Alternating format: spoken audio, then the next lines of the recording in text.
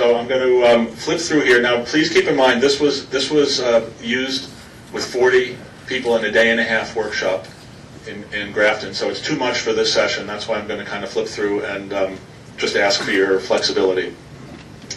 In the spirit of not being afraid to have a little humor mixed in with these very weighty subjects, this is a very old New Yorker cartoon. I apologize for the lack of clarity, but it shows a bunch of middle-aged white guys in business suits pointing off into the distance. And for those of you who can't read the bottom, it says, corporate leaders gather in a field outside Darien, Connecticut, where one of them claims to have seen the invisible hand of the marketplace. A few bits of wisdom to kind of get us headed in the right direction with the vision of this. E.F. Schumacher, Small is Beautiful, show of hands. All right. No one should be allowed to walk on or off the premises of a business school in this country without having read that book. Well, that's maybe just, you can come have a glass of wine and go home, but if you're going to take any courses and get credit, you should have to read that book. It was written in the 70s. It's worth just taking a second on this. E.F. Schumacher was the senior economist for the British Coal Board for 20 years, a very senior industrial economist in England, Rhodes Scholar, etc. And later in his life, he kind of had an epiphany and began trying to reconcile Eastern wisdom with Western industrial economics. And among other things, he wrote a very pithy book of essays called Small is Beautiful. It's very easy to read, and it's very profound. And part of what I'm doing is maybe just trying to bring that forward into the first decade of the 21st century and trying to put it to work. So here's an example of a very simple observation which has a lot of weight behind it. The wealthier a society, the more difficult it becomes to do things that do not have an immediate payback. Counterintuitive. You'd think if you had wealth. Thoreau actually put it even better, but you can't quote Thoreau in a financial thing because no one will. But I'm going to anyway. Thoreau said, a man is wealthy to the extent he can afford to leave things alone. And if you think about that as a society, we are quite poor. Now, too many words for a slide, and this is the only one that has this dense. Really important. Again, I'm just curious, David Orr. Great. Ober teaches at Oberlin. You know, he should be like the czar of sustainability for Clinton if he would ever have a position like that. He's a brilliant synthesizer of what's going on in the environment. Oh, did I say Clinton? I can't believe that.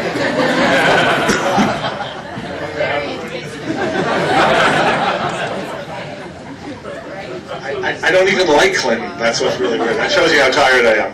All right. Lord. Okay, here's the quote from David Orr. There is an appropriate velocity for water set by geology, soils, vegetation, and ecological relationships in a given landscape. There is an appropriate velocity for money that corresponds to long-term needs of communities rooted in particular places and to the necessity of preserving ecological capital. There is an appropriate velocity for information set by the assimilative capacity of the mind and by the collective learning rate of communities and entire societies.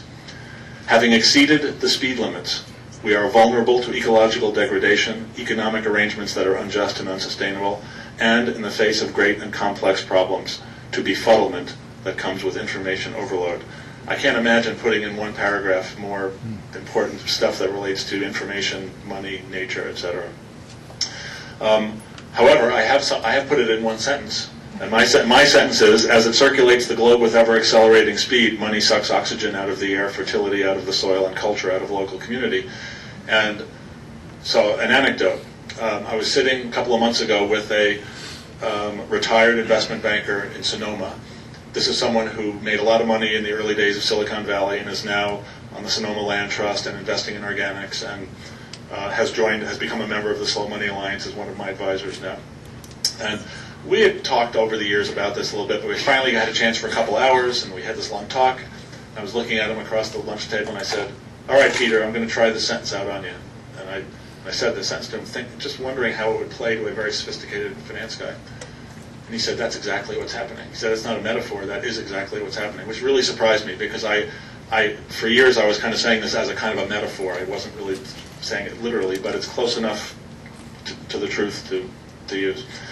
So, having already read the Niall Ferguson stuff, we don't have to belabor this slide, but I'll just do the first two bullets. From the dawn of human history until 1900, the world economy grew to 600 billion, meaning in 1900 the world economy was $600 billion in global output. Today the world economy grows by this amount every 2 years. Just feel that. I mean, sit with that for a second. more than 2 or 3 trillion, depending on what numbers you use, moves around the world every day. I think of this as the age of hockey sticks. Again, people who know venture capital know they're very fond of their hockey stick projections, showing that a company is going to take off, which 1 in 1,000 does. CO2, population, New York Stock Exchange trading volume, processing speed, and last and not least, venture capital returns, which normally would not be put on a slide like this.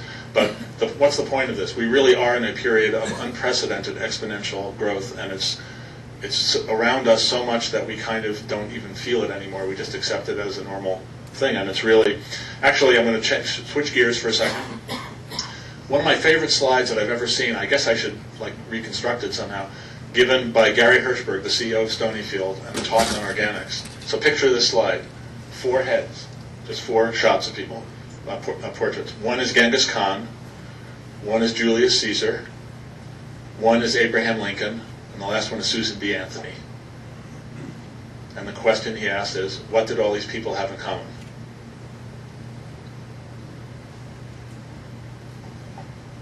What a crowd. It's unbelievable. They eat organic food.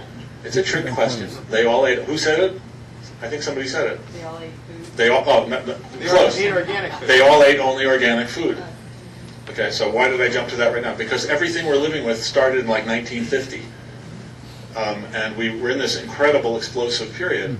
And we kind of act like this is the way it always was and the way it always has to be. And the answer is, it isn't the way it always was, and it isn't the way it always has to be. In fact, it can't always be like that.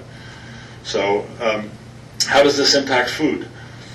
Now, this slide is really for people, most of the time, especially in this workshop, I'm dealing with a bunch of people who are deeply involved in the food sector, so I don't have to belabor it. There are great statistics on all of this stuff, so I'm going to read this really fast, just get a hit of it. The industrial agriculture system, what's going on? Number of farms down, average farmer age up, percentage of food dollar going to farmers down, way down. Pesticide and fertilizer use up, genetic diversity down, soil erosion up, food safety questions up, nutrition down, obesity up, Twinkies up, food miles up, food traditions down.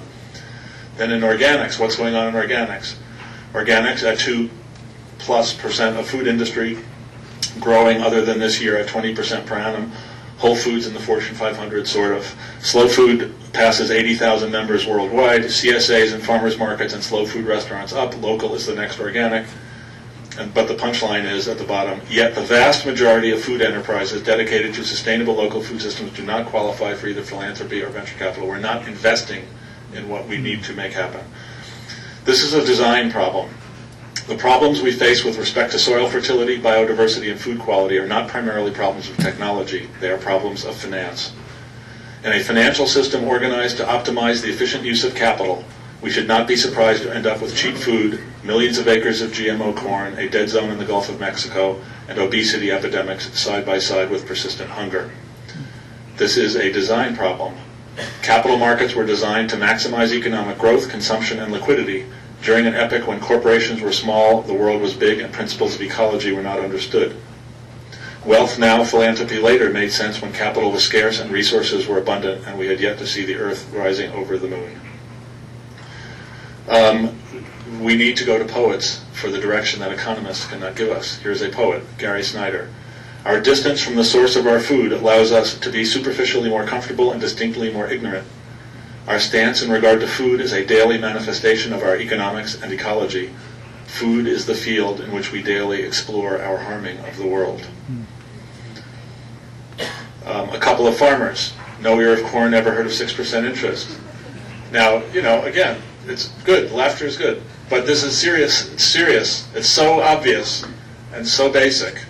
The quote that goes around this is really worth sharing. I don't have it here, but he talks about what does a farmer do.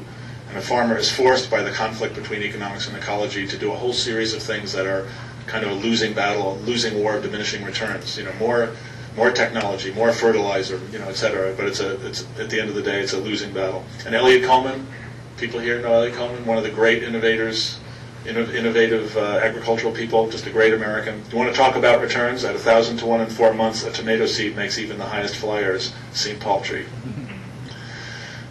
So if you think back to the hockey stick slide and now come forward to this one, where do we go from the age of hockey sticks? We go to an age of reintegration. And there could be many other things in the center there other than food, but food is one of the things in that place of reintegration between what we have traditionally thought of as philanthropy and investing. And if you look down at those values, the only one I want to mention right now is places versus markets, because again, that's it's a place, an intellectual place, where we have broken down so obviously that it's sometimes difficult for us to see.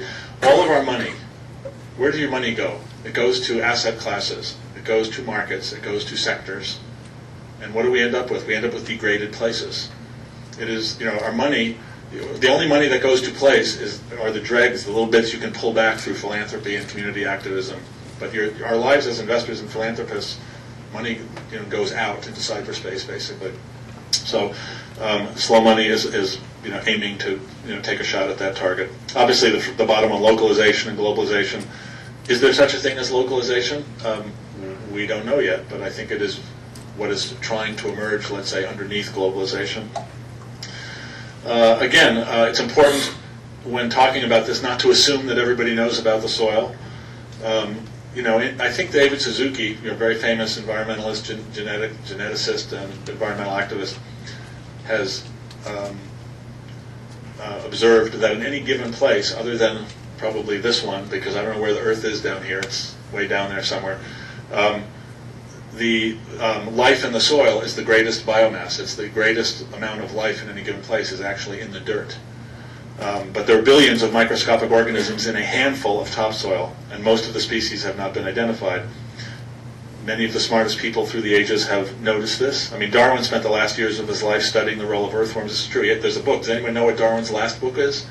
I'm embarrassed to say I can't remember the name. It's something like Earthworms in Soil Formation and Mold, Vegetal Mold. It's this funny little book, and he and his sons spent the last years of his life observing earthworms in the soil in England. Soil is our most underappreciated, least valued, and yet essential natural resource. That book that came from, it's written last year by someone from the University of Washington. He kind of took Jared Diamond one step further. He basically said, if you track the fall of every civilization, it has to do with the loss of soil fertility. And last but not least at all, this is actually some very positive, because a lot of this is kind of makes you want to run to the bar, which is why I said you would need the booze. There's a strong emerging science about the correlation between soil fertility and carbon sequestration. This is phenomenal. This is really, really amazing. You're going to hear a lot about this.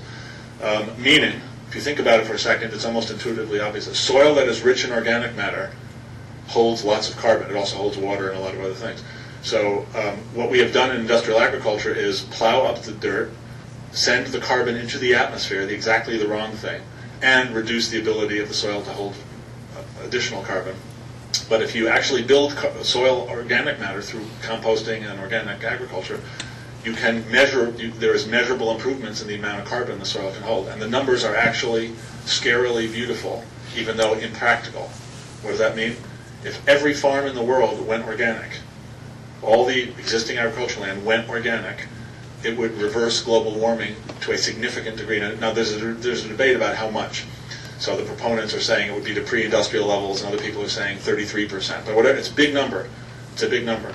So you are going to hear more about this. Within the next decade, there will be payments from climate exchanges to farmers for soil organic matter.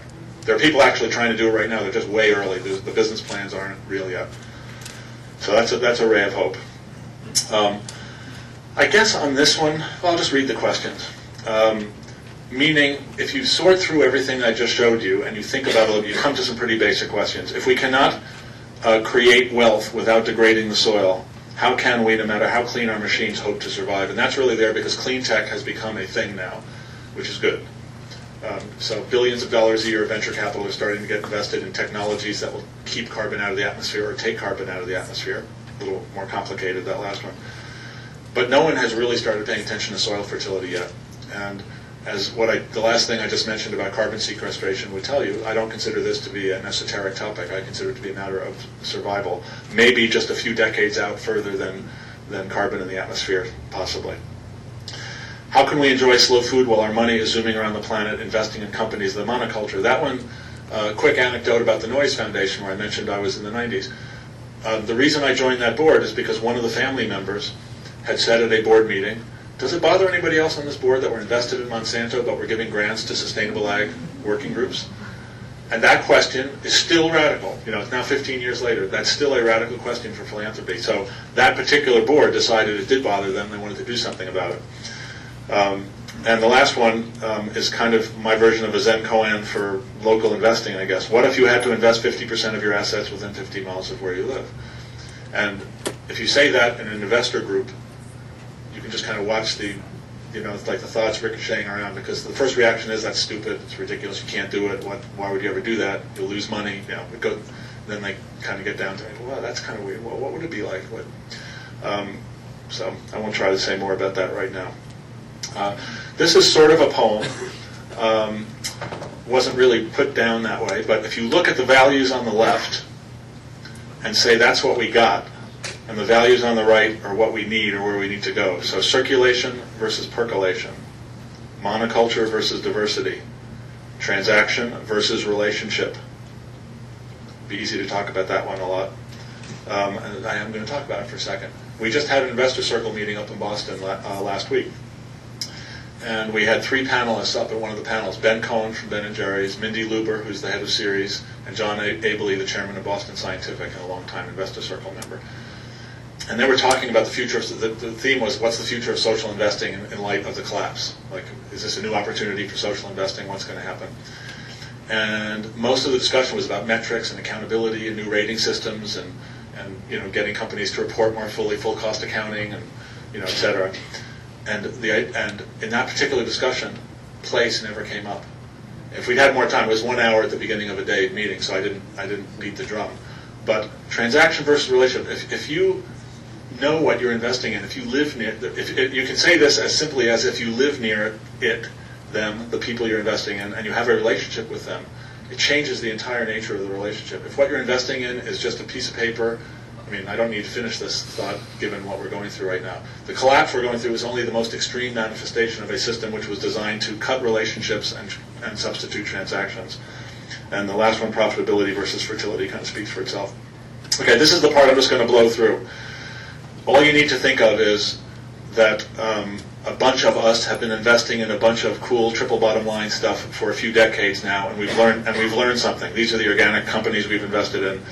We've analyzed who's doing what kind of investing at different places in the continuum. We've surveyed investors. We've learned some things. Maybe I'll just stop on that one second. The question of, can a company stay true to its social mission if it becomes public or acquired by a multinational? So if I ask this crowd, I think most hands are going to go up. So I say, how many people think it's really easy to keep the mission of the company intact after it goes public?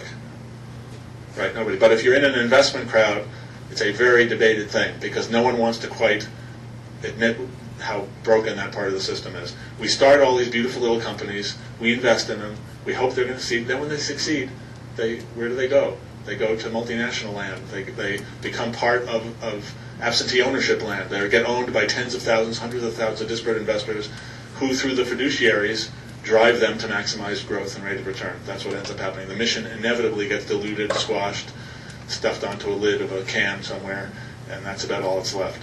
So, very basic problem. And I guess I should say, for those of you who are curious, if investor circle members ever make any money, the answer is a lot of times we don't, but sometimes we do, and the aggregate is 5 to 14%, and that's, if we get to that discussion later and you want to talk about how much money you can actually make doing this, we could have that discussion. These returns were measured, portfolio modeled by Harvard and McKinsey, so these aren't our numbers. So what are we trying to do about it all? We've created a new NGO whose mission is to promote entrepreneurship that preserves and restores soil fertility, appropriate scale organic farming, and local food communities. That's the center of the target. Next ring out is to catalyze mission-related investing by foundations in sustainable agriculture and local economies. And the biggest ring out is to design next-generation socially responsible investment strategies, integrating principles of carrying capacity, care of the commons, sense of place, biological and cultural diversity, and nonviolence.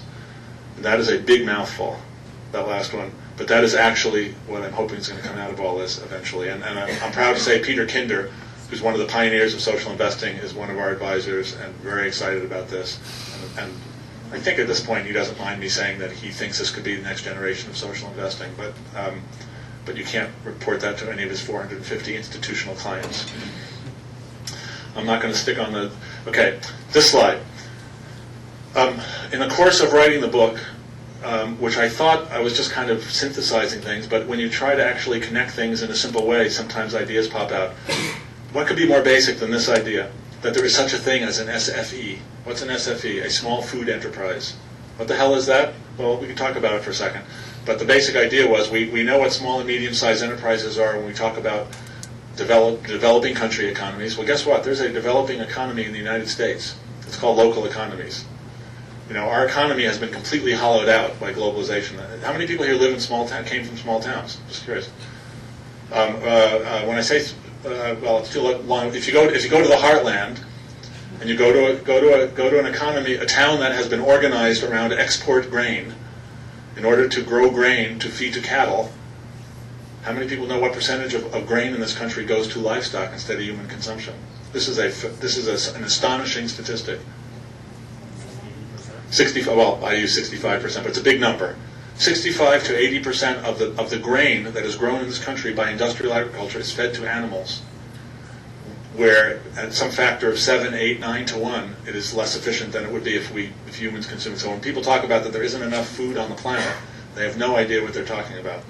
There's not enough food the way we are producing, the way we are using it, but there's plenty of food. So, peeling all that back, you get to, well, why wouldn't you, if you want to invest in this thing, you have to identify it as a class. So one of the things I'm hoping will come out of this little rabble-rousing we're doing right now is that people, economists and investors, will start understanding that small food enterprises in this country, ultimately can be other countries, but we're starting here, need to be recognized as a class. And what would that mean? We don't know exactly, but it might mean companies with less than 2 million in revenues, might be companies with less than 1 million in revenues. But we only have data on certain parts of this. Like we do have data on the number of organic food companies with revenues of 2 to 10 million, and there are 1,000 of them in the United States. These companies that are listed here are actual companies that are in our loop. High Mowing Organic Seeds, a company with about $1.2 million in revenues, 15 years old, trying to grow to $3 or $4 million in revenues. Crazy statistics. There are only 2 100% organic certified seed companies in the United States, Seeds of Change and High Mowing Seeds. Johnny's Select Seeds, other companies that you guys may know of that you may have the catalog, that's like a $15 million company, but only $2 million of it is organic. So there's a tremendous, I'm not going to belabor the point, there's a bunch of really great small business that is going on in rural America, organized around providing quality food to a local or regional market. I'm not going to belabor this one. Another thing that's come out. We had no idea about this when we went to do our field research in Vermont to actually model a portfolio. The Vermont Land Trust said to us, if you want to affect soil fertility in this community, it's great what you're doing. We definitely need these small food enterprises. No one's investing in them. That's all great. You got to buy organic farms. And you got to buy farms. So you got to buy farms. Small farms are going out of. We're losing about 1.2 million acres of land a year in the United States to development, farmland, prime farmland. Most of that meaning it's suburban. That's why it's under development pressure. The American Farmland Trust, which has been doing agricultural preservation restrictions for the last 20 years, and the whole 20 years has preserved 1 million acres. We're losing 1.2 million acres a year. So the Vermont Land Trust said, if you're going to be entrepreneurial and come into this region, you have to look at this, and so we are looking at it. So not uncomplicated, but also very interesting. We talked a little bit about CSAs. I would just say, everyone who is managing a CSA of any scale in this country, I'll define any scale as being, let's say, $100,000 or more of revenues, because there's a lot that are smaller now. All are oversubscribed, have waiting lists, and think there's a huge opportunity to try to grow CSAs. I see a question. Are you familiar with Roxbury Farm in Columbia County? I'm not. Oh, they have 3,000 members. 3,000 members would make them the biggest one in the country, I think. Yeah, I think it would. They have, I'm sorry, 1,000 full-time, but Angelica, right, in that 2,000 are half and quarter shares. That could be. It is true. Okay. So you're asserting that Roxbury is actually bigger than Angelica? I'm asserting that you should visit Roxbury. Okay, I'm happy. That's a terrible part of this job. You got to go to a bunch of great farms and have a lot of great food. Okay, so wrapping this up. So what are we doing about all this? We have created a new entity called Slow Money. I am very proud to report that actually we got another member yesterday. We probably are getting 5 or 10 new members this week, but These are all, we can share with you the names if you want them. These are, the founder of Odwalla, the CEO of Organic Valley, retired Wall Street people. It's a lot of very eminent, experienced people who are coming forward to try to help me and us figure this out. The institute we had in Vermont last week was the first one, day-and-a-half workshop. We're doing another one in California next month. We'll do one in Kentucky in the first quarter of next year, and probably do one in New Orleans and Upper Midwest also in the first quarter of next year. And the goal of this is to take these ideas into the regions where we would be doing the investing and work with the stakeholders in the regions and say, this is what we want to do. Does this make sense to you? Are we on the right track, wrong track? And really leave with, I would say, not only confirmation of the concept, but the actual working relationships with the partners that we'd want to work with in the region. The home run on this is not to build a centralized fund that has $1 billion under management investing in local food systems. The home run is designing a system that would allow a large number of individual investors in many regions to invest directly in their local food system. That's what we want to try to figure out. This is all about decentralized, diverse, small. It's not about the old industrial model of aggregating capital and sending the profits to the Hewlett Foundation. I mean, that has zero interest to me. Nothing against the Hewlett Foundation. It just popped into my head. Just like Clinton popped into my head. I don't know where. And let's see, what else? We are designing a first fund. We are deep in the middle of this right now. I'm optimistic we are going to kind of go to market with a fund. But again, the first fund we design will be as a kind of a demonstration to hopefully prime the pump for lots of local investing. But I think it's likely that we'll go to market to raise $50 or $100 million sometime before the middle of 2009, unless the world does not agree with us and forces us to reevaluate our plans. But yes. Just wondering how different this is from the White Dog Cafe Foundation or the Missouri Farmers Union. It's not different. I mean, Judy Wicks is one of our, who's the founder of the White Dog, is one of the members and advisors to Slow Money. So it's not different. We're not trying to reinvent the wheel. We're trying to create a new source of capital for all kinds of cool stuff like that is already trying to happen. That's the short answer. What about something like the Missouri Farmers Union? Is that John Eichard? I don't know. I don't know that particular group. But the idea is whatever regions we go into, that's why we're having these workshops. We want to bring capital to the people who are already doing things. And bring maybe a little bit of an extra little bump of entrepreneurial finance and venture capital experience to help. But it's basically about putting money out to make it happen at the local level. I think I'm pretty much done. Just going to keep going here. What's the vision? Okay, the middle bullet here seems completely bombastic. I know when I say it. Within a decade, billions of dollars a day building a restorative economy. So what do I mean by that? Trillions of dollars a day are circulating the other way right now. To me, this is what we actually have to do. This has to happen. This is not optional. We're talking about survival. We're talking about a whole lot of things. So I believe, based on my experience going around and talking to people in different regions, that there is a tremendous amount of pent-up energy that could be released if we can design the right system. And this last quote is one of my favorite things that has been said in the last couple of years of all this, and it comes from a very senior member of one of America's wealthiest families who read some of this in an earlier draft. And he said, "You know what your message is, don't you?" And I said, "No." He said, "It's don't be afraid. A true alternative is possible." And I had no idea what he was talking about when he said it to me. I really didn't. It took months for that to kind of sit around. And it's kind of like voting for Obama. I mean, think about it. Think about it. I mean, see, I really do know who won the election. I mean, a couple of years ago, it would not have seemed even vaguely possible. I was in Europe during the election. People couldn't believe that it was going to happen. They were all hoping it was going to happen. Europe was 80% for Obama. They were all hoping. But no one actually believed. You'd say, "No, I think he's going to win." No, really, how could it be? Because all they see is the last 30 years or so of American policy. Yep. Oh, well, that's all right. You knew where I was going. That's all right. I'm just curious, what's your brand strategy? My brand strategy? Wow, we don't have a brand strategy. If you want to achieve one out of two, you need a brand strategy. Slow money, obviously, is something you want to develop as a concept. Yeah, we can have that discussion after the break, because I know we do want to break, and let's maybe make that be the first question if you want. But I would say my answer so far is, I know there's enough power in the words and in the way we're going to market that I'm not too worried about that at this moment. You may think that's a bad answer, and maybe it is.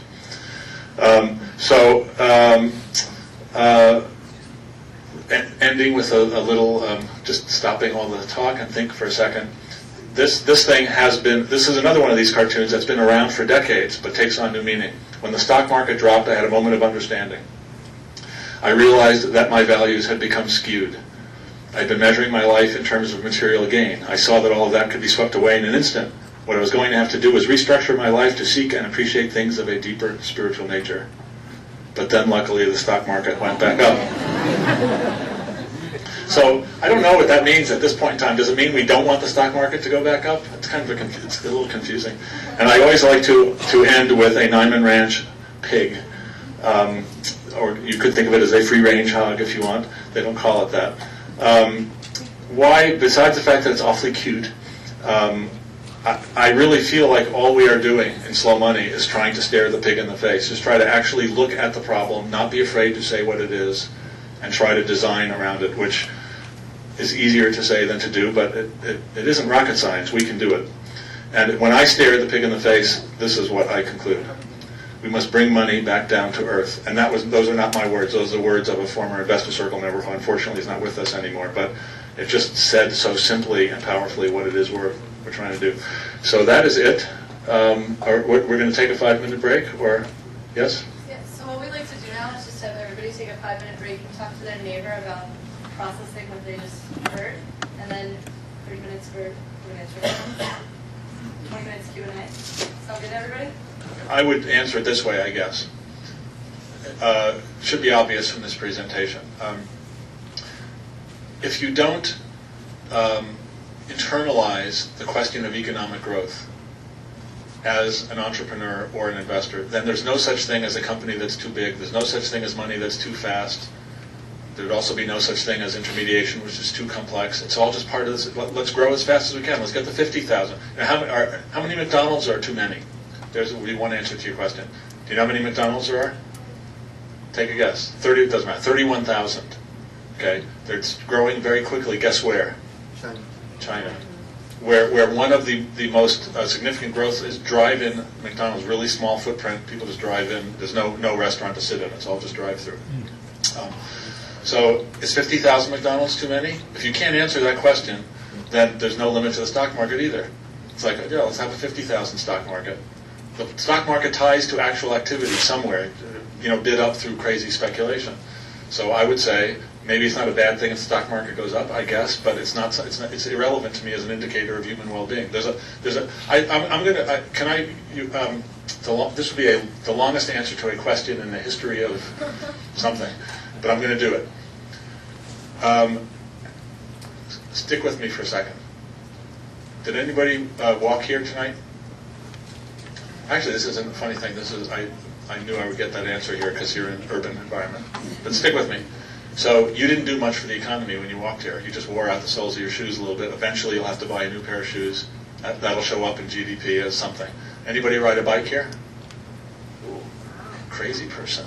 Can we go out afterwards for a drink? Oh, no, sorry. So you rode a bike here. So bikes cost money, and they have to get serviced, and you're going to have to buy new tires and this and that. So it's more economic activity than a pair of sneakers.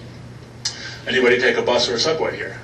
Okay. So now we're starting to talk about significant ramp up of economic activity. There's insurance and operators and mechanics and infrastructure and all kinds of stuff tied to that working. Anybody drive here? Now it's funny in New York you're not going to get too much of it, but if you drove here, you're much more of an economic hero because you're paying insurance, you have depreciation, you're buying the car, et cetera. You're buying gas, something very good for the economy, as we all know. Did anybody, since there's only one person who drove, this question doesn't work. Did anybody get in an accident on the way here? And the answer is usually no. And then you say, well, it's too bad because if you'd gotten in an accident, now we are finally getting into the realm of economic superheroism.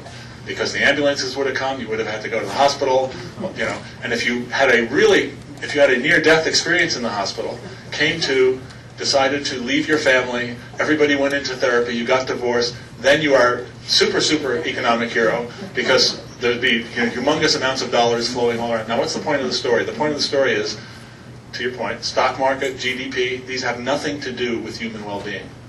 Absolutely no correlation at all. Huge percentages of the activities that are measured in these economic indicators have to do with destruction and disease and call it social degradation and environmental degradation. So when you talk about is the stock market going up or down, there's a lot of things in there that you got to talk about. So I'm not. Okay, go ahead. I took such a long time to answer your question. A friendly rebuttal is entertained. Very basic. Yeah. Do you give us a time when the stock market will perform? Oh, great question. Yeah. I don't know when, and it might not be this stock market. It might be. There's actually a little bullet on one of the slides that talks about an alternative stock exchange. I didn't stop on that. There are people talking about an alternative stock exchange as we speak. They're trying a little something in England right now. It's a grant from the Rockefeller Foundation. It's very early. And there are people in our circles who are mucking around on all this who have been talking about it for a while. So this would be the stock exchange that you wish Stonyfield had gone on instead of being sold down, meaning give him some liquidity, give the early investors a way out, create capital, but without forcing the company to, let's say, sign on to this growth thing. Very complicated thing. But you're right, yeah, someday a market will exist. It's natural. I mean, if there are millions of investors who care about this stuff and tens of thousands of entrepreneurs who care about it, someday they will find themselves on a new market. I believe that is true. Probably within a decade, if I had to take a wild guess. Over here, and then we'll work away. Choose your partners. How do you propose the common set of standards on these? Well, to the last part, no common standards. Can you repeat the question? He said, how do we choose our partners, and how do we, I think you said impose common standards. I'm not sure if that was the exact word used. Well, we're probably really, without being flip about it, we're just too early in the process yet to exactly know what the real answers to those questions are. The partners, but I'll answer the partner part. And it goes back to that line, transactions versus relationships. I mean, this work is coming out of decades of relationship building with actual people in actual places who are doing the work.